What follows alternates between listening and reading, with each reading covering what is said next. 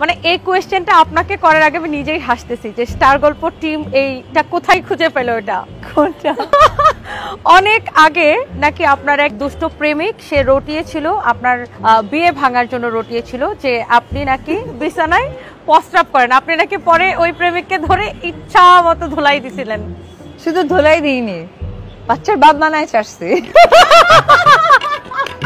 তার মানে এটা হচ্ছে শাকিব খান। আর কোথায়, আর জীবনটাই তো খান খান।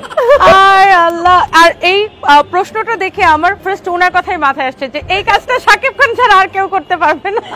আমি এমন একটা কথা বলি যে ম্যাক্সিমাম সময় আমার হেটার্সরা বলে উনি শাকিব খানের কথাই কেন বলে, শাকিব খানের কথা বলে। আরে ভাই, আমি এই নাম ছাড়া তো আর কোনো ছেলে মানুষের নামই জানি না, তবে বলবো কোথায় থেকে। তো যে হেটার্সরা বা যারা সংযুক্তভাবে বলার চেষ্টা করে যে উনি অন্য কোনো নাম বলে কিনা, আমার মনে হয় বেটার তাদেরই অপশন আছে, তাদেরই বলা দরকার। আমার তো অপশন নাই, আমার একটাই নাম। আমার শুরু শাকিব খান, মিডিল শাকিব খান, রাগ শাকিব খান, জিৎ শাকিব খান, হাসি শাকিব খান, সবকিছু। এরপরে তোর কোনো ছেলে মানুষের নাম আছে না। শাকিব ভাই এত দুষ্ট।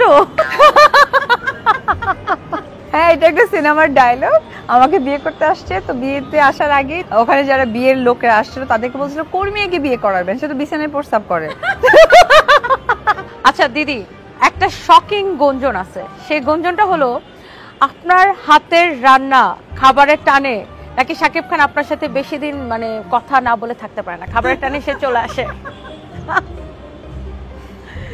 সিরিয়াসলি আমার লাইফে অনেক প্রোগ্রাম করছি আমি, এইরকম গুঞ্জন না না ওইরকম কিছু না।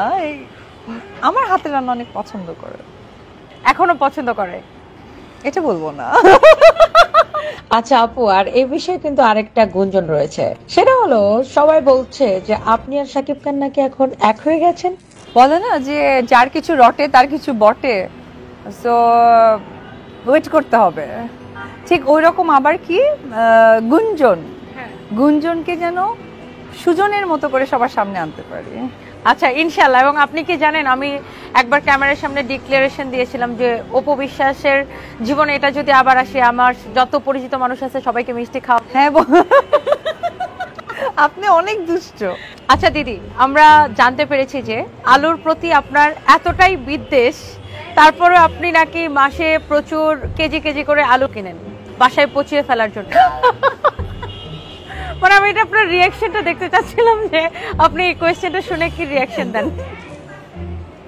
ফানি নাম বলেছেন, ফানি মানুষের নাম বলেছেন, হাসি ছাড়া আর কি পাবে।